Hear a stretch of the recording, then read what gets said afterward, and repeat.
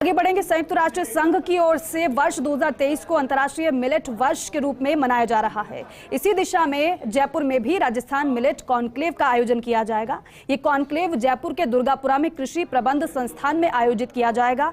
कृषि विभाग के प्रमुख सचिव दिनेश कुमार ने कॉन्क्लेव के बारे में बताया है कि 13 और 14 मार्च को 2 दिन तक ये कॉन्क्लेव होगा। कॉन्क्लेव में मिलेट के बारे में जागरूकता से जुड़ी हुई करीब 100 स्टॉल लगाई जाएंगी।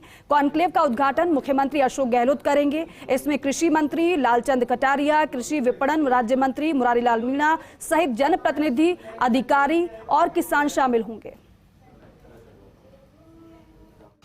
अंतर्राष्ट्रीय मिलेट वर्ष के तहत इस बार राजस्थान में मिलेट कॉन्क्लेव का आयोजन किया जाना है। 13 और 14 मार्च को ये जयपुर में होगी।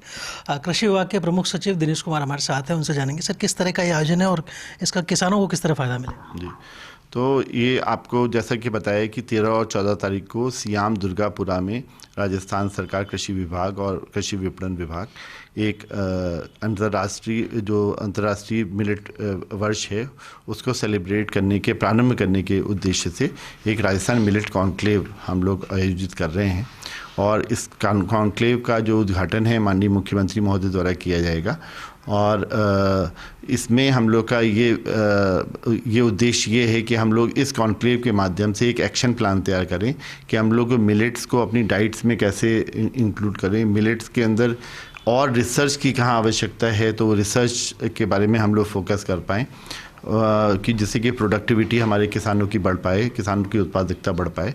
और तीसरा इम्पॉर्टेंस ये है कि मिलेट्स की हम लोग प्रोसेसिंग कैसे वो और करें जिससे कि डाइट्स में, जैसे कि बात है डाइट्स में हमारे मिलेट्स आ सकें।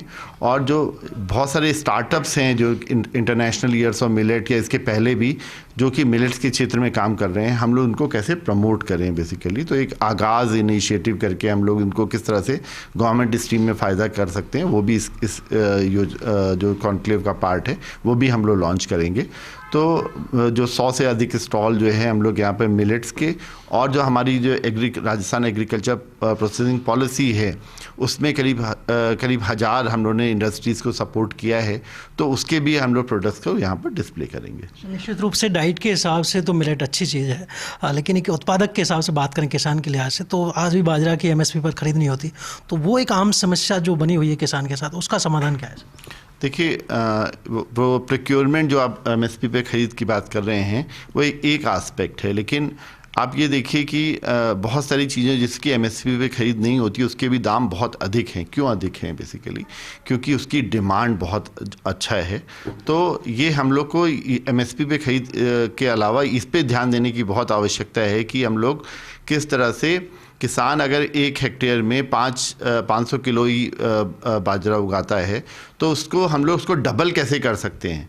हमारे जो ईस्टर्न राजस्थान है वहाँ की प्रोडक्टिविटी ज़्यादा है, वेस्टर्न राजस्थान की प्रोडक्टिविटी कम है। तो हम लोग अब उस पे काम कर रहे हैं कि बेसिकली नई वैरायटीज़ जो कि उस क्षेत्र के लिए अवेलेबल हैं हम लोग उसको कैसे पॉपुलराइज़ करें अपने फार्मर्स में। और जो वैरायटीज़ जो उस क्षेत्र में, जैसे कि वेस्टर्न राजस्थान में बहुत अच्छी वैरायटीज़ ऐसी हैं जो कि रैंसिड नहीं होती, यानी जो अगर आप लोगों को मालूम होगा कि जैसे बाजरे का आटा है, बाजरे के आटे को अगर रख दें तो थोड़े दिन में उस पर खटास आ जाती है। तो वहाँ पर ऐसी वैरायटीज़ हैं, प्रोडक्टिविटी कम है लेकिन वैरायटीज़ अच्छी हैं। तो हम लोग किस तरह से रिसर्च के माध्यम से उन वैरायटीज़ को लेके उनकी प्रोडक्टिविटी बढ़ा सकें।